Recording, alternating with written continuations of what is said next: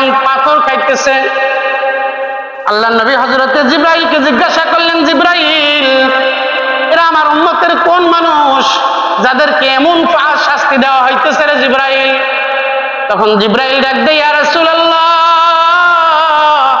ইয়া হাবিবাল্লাহ, এটা হলো আপনার উম্মতের ওই সমস্ত মানুষ যাদেরকে আল্লাহ তাআলা ধন সম্পদ দিয়েছিল, পর্যাপ্ত টাকা পয়সা দিয়েছিল, এতটা সত্ত্বেও হাজার হাজার উলামায়ে কেরাম কোরআন হাদিসে আল্লাহ নবী বলার পরেও, উলামায়ে কেরাম বুঝানোর পরেও তাদের ধন সম্পদ টাকা পয়সার যাকাত আদায় করতো না। কি আদায় করতো না? জোরে বলেন, কি আদায় করতো না? এরকম মানুষ বাংলাদেশের যে মানুষ যেই পরিমাণ ধনী, তারা যদি ঠিক মতো যাকাত আদায় করে বাংলাদেশে কোনো ভিক্ষুক খুঁজে পাওয়া যাবে না। আমাদের সমাজের মধ্যেই যারা আছি তারা যদি তাদের সম্পদের পুঙ্খানুপুঙ্খানু হিসাব করে আমাদের সমাজের কথা বলি, তারা যদি যাকাত দেয়, আমাদের সমাজে কোনো গরিব মানুষ থাকবে।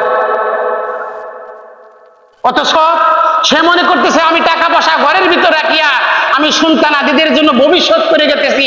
আল্লাহর শপথ করে বলতেছি, কুরআনের শপথ করে বলতেছি, সে সন্তানের জন্য, বিবিওয়াল বাচ্চার জন্য ভবিষ্যৎ করে যাইতেছে না, তার জন্য জাহান্নামের গর্ত করে যাইতেছে, নিজের জন্য জাহান্নামের গর্ত করে যাইতেছে।